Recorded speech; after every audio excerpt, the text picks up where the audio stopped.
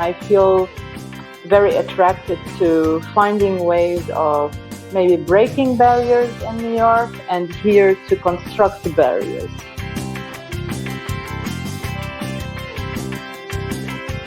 You know, there is a form of euphoria that you get into that allows you to really disconnect from your reality.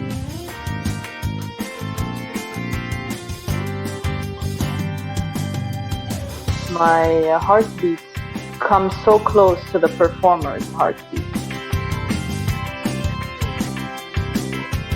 Hello, and welcome to the Theater Art Life podcast, sponsored by Harlequin Floors, world leader in floors, stage systems, and studio equipment for the performing arts. The Theater Art Life podcast puts the spotlight on those who create live entertainment around the world, the culture creators, the backstage masters. My name is Ana Aguilera. And my name is Anna Robb. On this episode, we talk to Lina Younes about her work as a visual designer. Lina is a Palestinian Lebanese visual designer based in New York, working in theater, film, animation, and installations. She creates worlds with one eye shut and one index finger as her wand. While studying for her MFA in design from NYU Tisch, she enjoyed controlling traffic, mapping the skies, imagining the birds and inhabitants of the world in plays, dances, operas, and films. Her work is about freezing moments, replaying them, changing scenarios, playing out consequences, and then repeating. Lina has a great love and great weakness, soap bubbles, and I so can relate. Hello, welcome to the show. Hello, thank you. Thank you for having me. So we were just discussing before we went on the air that you're in Dubai and that you're a little bit of a nomad. So tell us a little bit about yourself, what you do as a visual designer, what areas you work in, and maybe what you're doing in Dubai, if anything. Sure. For the past few months since March, I've been traveling. I traveled from New York to Dubai to work on a festival here in Dubai, where I did like an installation, and I worked on an animation program for Sika Art Fair in collaboration with Beirut Animated. And I also help a little bit with the back end of the festival to work with the different artists and prepare the festival for the public. And I also went to Lebanon to work on a film and in between that, I jumped to Frankfurt to work on a performance, more like an interactive kind of performance, part of also a festival there, and went back to Lebanon, finished the film, and jumped back to Dubai just recently. And hopefully here I'm gonna try to figure out more of life stuff and get more integrated into the theater world, into the production world and the film world, and try to see how to possibly connect the East and the West and practice some things that I've learned in New York, with studying and with working with different people, and see, because I was also, before coming to New York, I was living in the UAE for 9 years. So I'm very integrated, if you want, in the art world or what goes on in this scene. So I would like to revive it a little bit and see how when two become one kind of thing, and see this merger flowing. How did you get into visual design, and what was the trajectory from, starting out to where you are now? In my previous work, I used to do a lot of installations where it required people to interact with the installation. So my my my favorite part of it was to actually do the installation and go to the, let's say, the exhibit, and watch people interact with the things that I've created. So I was in a fellowship program here in Abu Dhabi with Salama Foundation, and I got a scholarship through that, which then our teachers helped me choose, or directed me to theater, and studying theater, knowing that I really enjoy puppetry and stop motion and storytelling. So I wanted to have learn the tools and the practice and understand how the system works and what system works and how to adapt it or translate it and learn the language, to come and practice it and create new experiences, if you like, collect things and bring them in my toolbox and then just practice them. So I did, I mean, in New York, I was also doing carpentry and metal work. In Dubai, I was also working with wood a lot and with glass, so different mediums that could help create visuals. And then I guess slowly developed maybe a style of storytelling that is not necessarily in what is the visual aesthetic, but rather in how to work on the project. And that opened up, because I can understand how things are made, then I can understand what to make. So I could create things that are more practical but more efficient and would take shorter time to make, or cheap, could be made in a cheap manner. Yeah. So, what would you say it's your role within live production, within live entertainment, or when you're working in a production, whether it's theater or musicals or opera or maybe an installation? So, what's your role there? I feel like my role is to help people navigate spaces, be it as an audience navigating a space going around, or actors navigating a space and creating a visual that would appeal to people and take them on a journey or teleport them into a different space or storyline or emotion, even. And I'm interested in how to really work with the people during the making of the project, in terms of even from sound designer, lighting designers, costume designers, and also definitely the performers and the director, but mostly like to guide the ensemble to creating the most efficient and most elaborate way of sharing what we have in mind together, and taking the people on that experience and having them have their own reaction to it. It does not necessarily have to be instantaneous. It could be something that they live maybe a month later and remember one part and relate to that. So I feel like my role is, it's a bit of a heavyweight, godlike role. I feel there is like responsibility connected to it, with how much you want to emphasize, for example, trauma or emotion or feeling, and how much space you need to allow people to use to explore that within their experience, within their ability, and to put the put the parameters there and then allow people to play with that. And so, what's the difference really from a cultural perspective of, say, working in the UAE versus New York City in terms of the groups and communities and the kind of projects that you undertake? I feel that there is something very culture, and the culture and in Lebanon, there's something that is non-tangible towards, from one, the audience's experience, so how the audiences interact with the pieces, and also with how you within your daily life you navigate that into the work. So for example, the experience of watching theater in New York, it feels like there is an etiquette towards it. There is there is clapping, there's interaction, there's laughter or not, and you feel that the lines are more or less clearer, and more or less you know what to do, because they are the industry has been evolving for a long time to set these parameters. And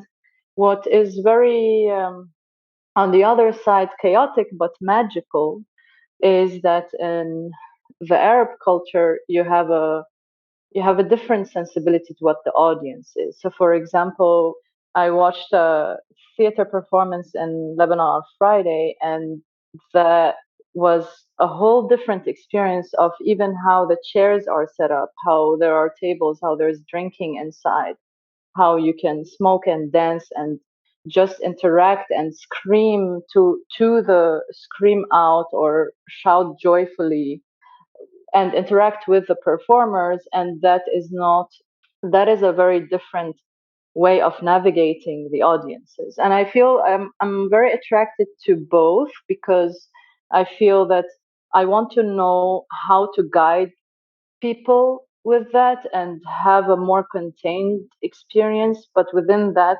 containment, to have this element of surprise that no one knows, not even the audience members, not even the performers. And it's an immediate conversation.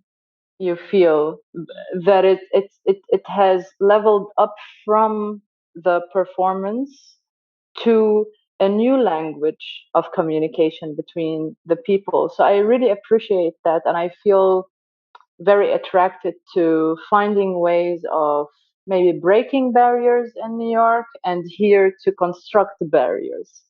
So I want to have that in a very fluid manner.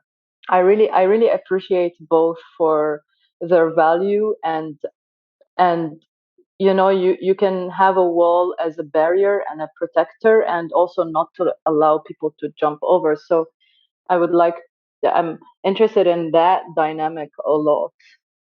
It's very interesting that you say that, because I think that people don't necessarily look at different industries with that through that lens, I guess. And in that sense, do you feel like maybe a lot of Western cultures come over to the UAE and don't understand the looseness of that relationship with the audience, and therefore it's a bit chaotic? Because that's what I feel that's my experience in the UAE when I've got to work there. It's just like I don't kind of get what's going on here.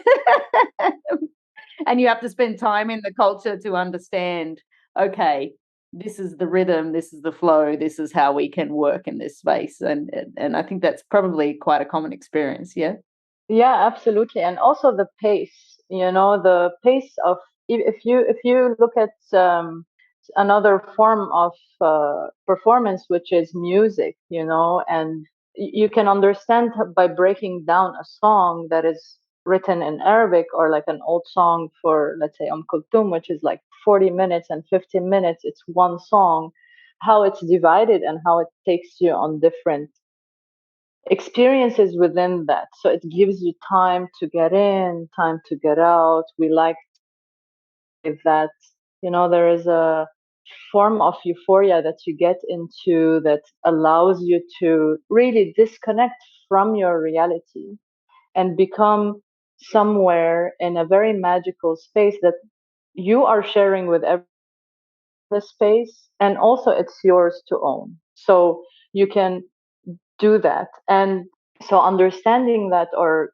jumping from such a fast pace of also turnovers of how many productions you work on in New York within 1 month, that compact lifestyle versus the more relaxed, if you want, or stretched. It's more stretched of that is allowed here, or it's the common nature. I feel that is definitely something that is different in understanding how to navigate it. And it's a very exciting thing because when it's also I feel that it's mistranslated or misunderstood in New York, right? If you come from here and you go there, you're like, whoa, what is going on, people? And when you come here, Vice versa. you exactly. So finding somewhere in between, and also allowing that to be more of a flow dynamic. I feel you I can learn from that how and when to captivate people, when to allow them to be. I don't have to be always in control, and I really like that looseness that the Arab culture allows me. And now a moment for our sponsor. The Theatre Art Life podcast is proud to be sponsored by Harlequin. Harlequin is the world leader in floors, stage systems, and studio equipment for the performing arts. Established in the UK over 40 years ago, Harlequin is the preferred performance floor for the world's most prestigious dance and performing arts companies, theatres, and schools, from the Royal Opera House to the Bolshoi Theatre, the New York City Ballet to the Royal New Zealand Ballet. Harlequin's experience and reputation are founded on the development, manufacture, and supply of a range of high-quality sprung and vinyl floors specifically designed for dance and the performing arts. Backed by an engineering team and independent research, Harlequin also designs, builds, and refurbishes stages, working with stage engineers and theatre consultants in leading venues across the world. Harlequin is the global leader in its field with offices in Europe, the Americas, and Asia Pacific. Find out more at harlequinfloors.com, HARLEQUIN floors.com. There's so much to unpack there. I wish we had this conversation, I don't know, 4 or 5 years ago before I moved to the UAE. So interesting. But towards the end, you were saying, well, you said how you find like New York has these barriers that the Arab world that doesn't. And then you described it in a very beautiful way on how it's this flow of the culture within the pieces or the cultural expressions that exist. And then you said the rhythm in New York, right? So it made me think at some point, like really, well, what it is in New York is just commercial industry of it, right? It's just that's what it is about. It's business, and you go for the business, and you gotta do more, sell more, put out more pieces and artwork. While and I mean, at least in my experience, the UAE can be also very business driven. But I find it very interesting that there is still this essence in their cultural representation of how it responds to the culture and the traditions. I don't know, it's very interesting. I just wish I knew more.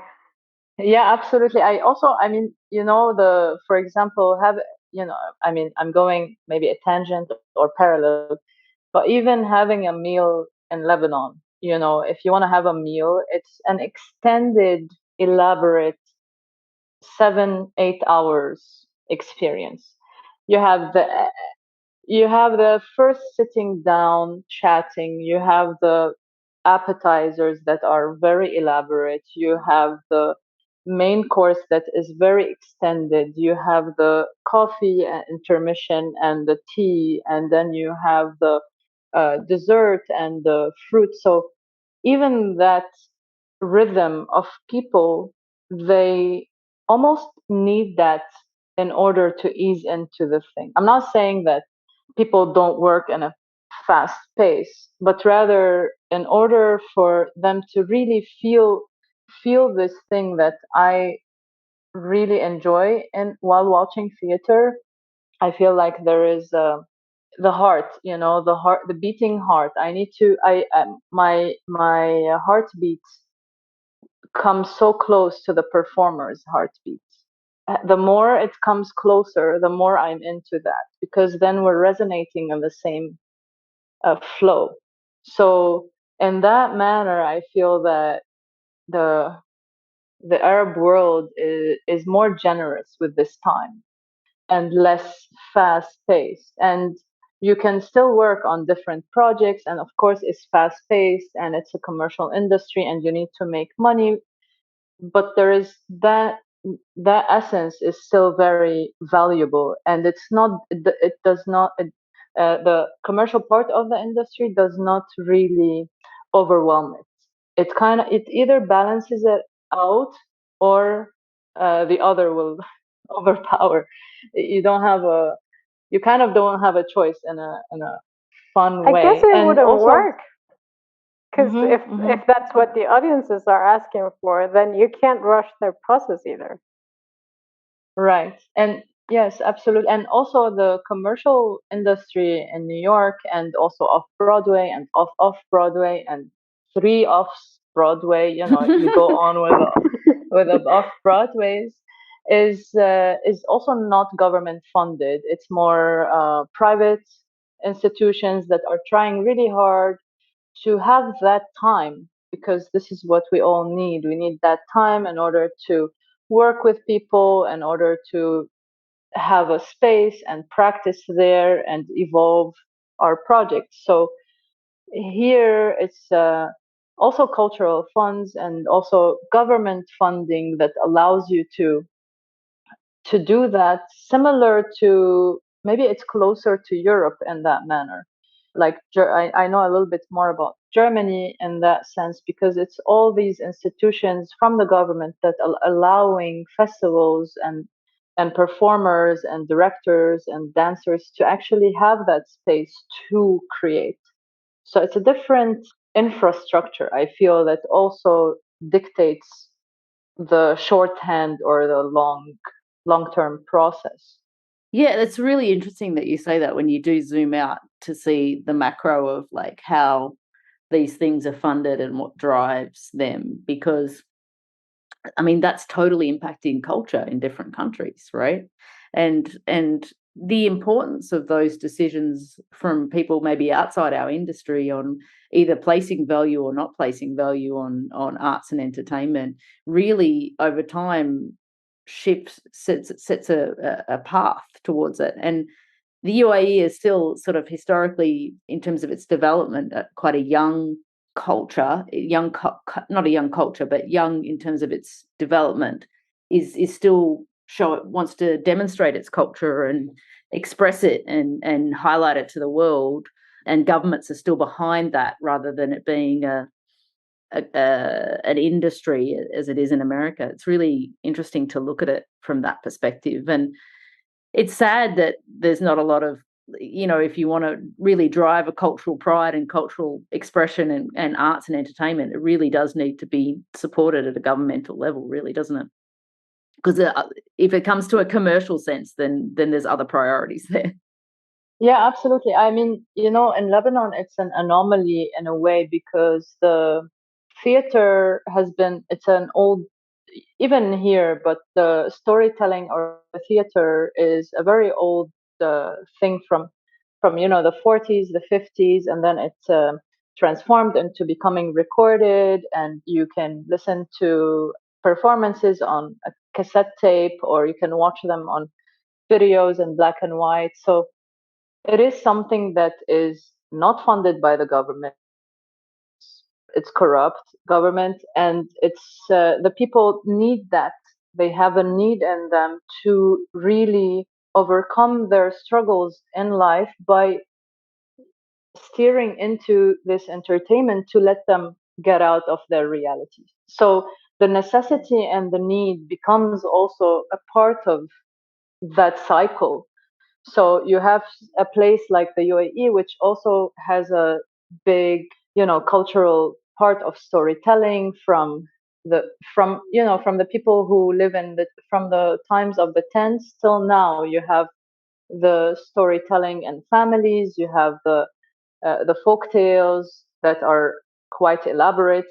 And in Lebanon, you also have that, and it's with dance and music. So, and it becomes a political power for Lebanon, for people to, how do you say that, to get together and be one against the government, if you want, to be an army with this sharing of this culture or of this song. So you have a lot of songs that we sing and listen to that everybody knows, but are really that are really from the 70s and the 60s, that we as like later generations still know them from our parents and their parents, which I find really exciting also in terms of trying to understand how to navigate the theater industry in the States, how to navigate that in the UAE, because you have so many options of how you kind of ride that track, and if that track is not, or the road is not there, you gotta build it. So you gotta pave it. You don't have Lebanon doesn't have electricity. How do you have a theater without lights? How does that transform? So it's a fun problem solving, if you like, space. So you become more creative because of these restrictions. And when you have different restrictions in New York, you also navigate them differently. So it's a good balance of I feel of knowledge, and I'm very keen to learn more and talk to more people and see that from their experiences how that can develop to what I ideally want to work on, and how we can create these things that we want to work on and want to invite more people to collaborate with us. I think it's also interesting to see how you actually find that balance you were talking about, right? Because like you're not just gonna import all the U.S. culture because it wouldn't work, right? And you don't want to get rid of all these beautiful traditions you already have and all this rich culture of storytelling and gathering and community.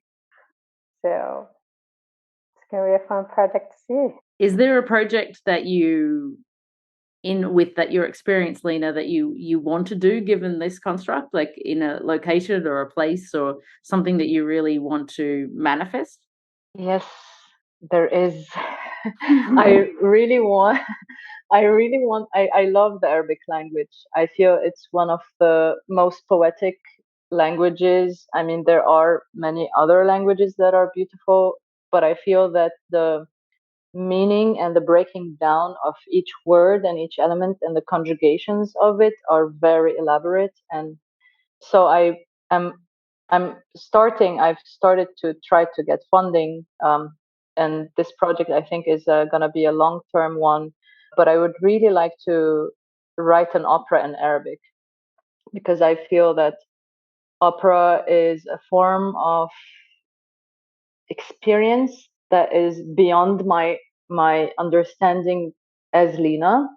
I cannot believe that voice is being driven from these humans that I am a human but I cannot do. So I love that freedom of their voices, and I love how their voices can encapsulate me and elevate me with the orchestra and the conductor and then the chorus, so there are so many levels at play, and the costumes and the libretto and the narrator. You can have so many elements all in one driving you. So I am very keen on working on an opera and trying to get funding to work with a composer, because I feel that the libretto, I tried to write the libretto, but it's very hard to write it without the music. And I also want to learn how to sing and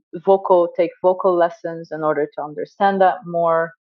And the story that I want to create is about an opera singer that discovers that they have a great voice from a young age, and then the people start discovering that they have a and want to listen to them more and more. But this opera singer realizes that they cannot hear their voice the same way that people can hear their voice, because of how our voices actually go through our bone structure and our vocal cords. You hear me different than how I hear me.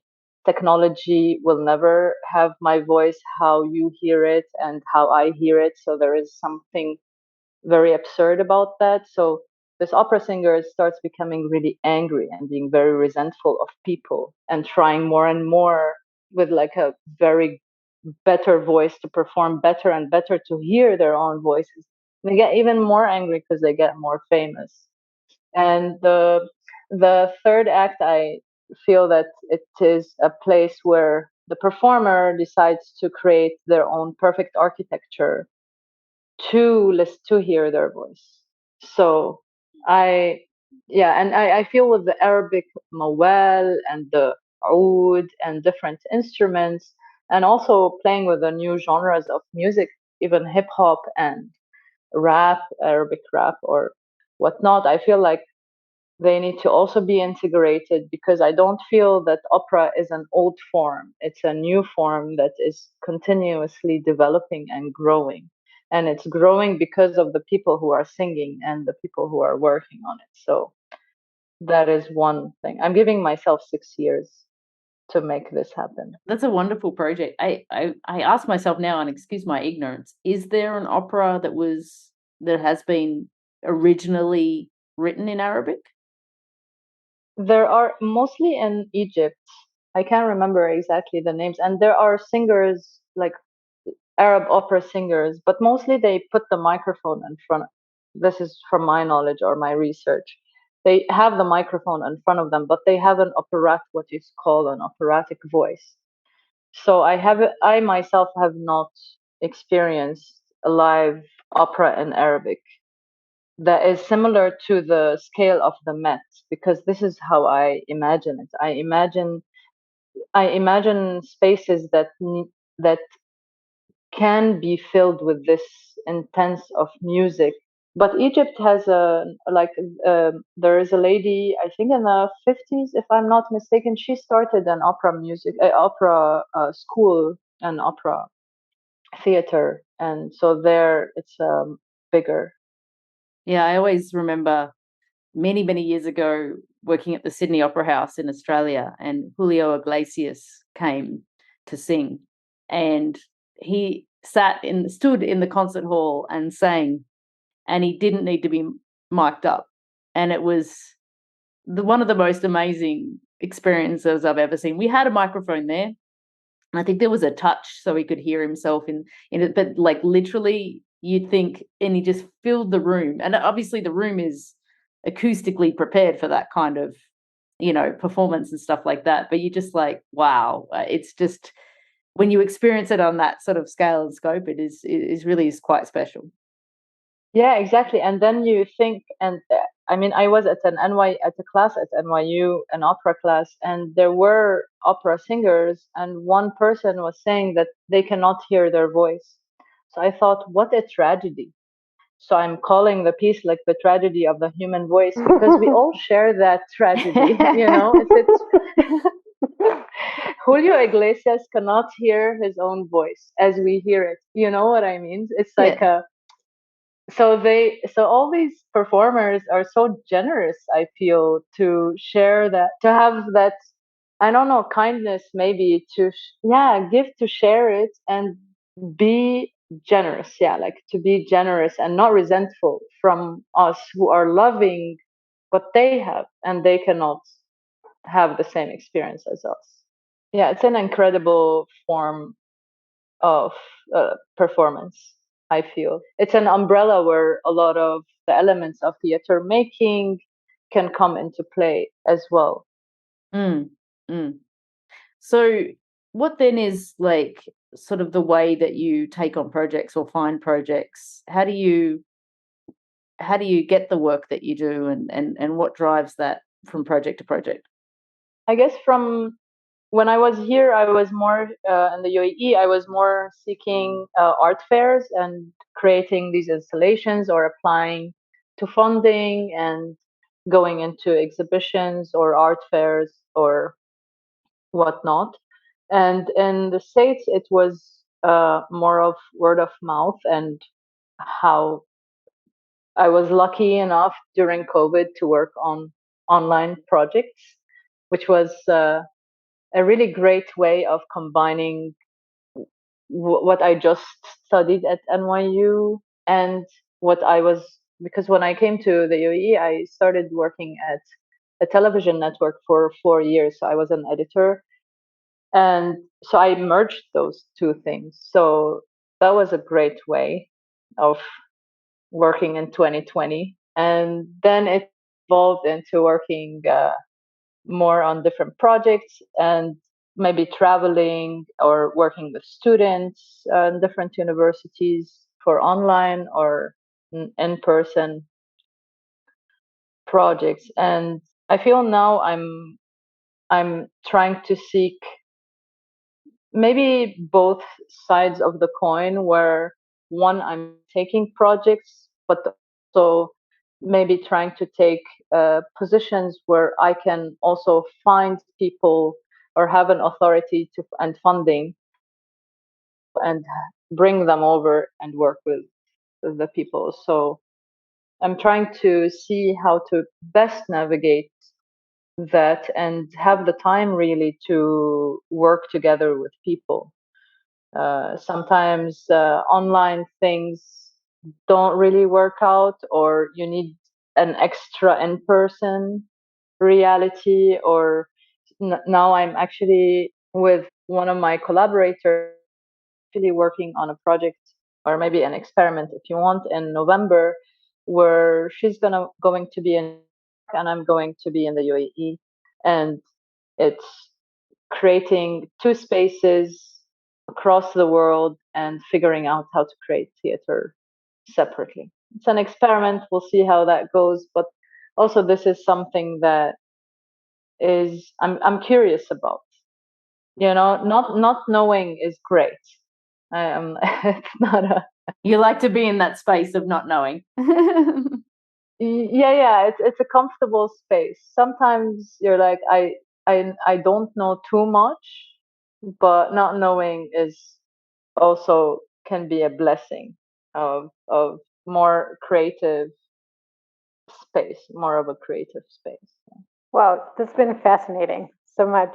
I love your attitude and the way you approach things. So it's very fascinating. Thank you. I was just going to say, if people wanted to get to like contact you, have you got a website? How do we see you or find out about your work?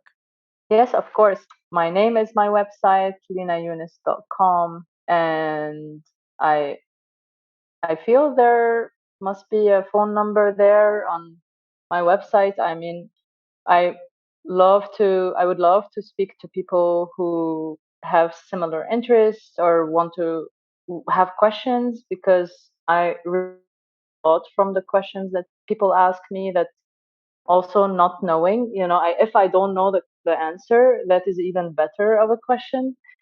So so I would be really lucky to have people contact me and talk more or share ideas or share thoughts. It would be super fantastic. Awesome. Amazing. Well, thank you, Lina, so much for joining us today on Theatre Art Life. And it was really a pleasure. It was a really enjoyable conversation. So thank you. Thank you so much, Anna and Anna. Theatre Art Life is a global media site for entertainment. Memberships start at only $38 per year. You can have unlimited access to our daily published articles, including entertainment news and the writings of active industry professionals, ensuring that you are always up to date on the global happenings in the world of entertainment.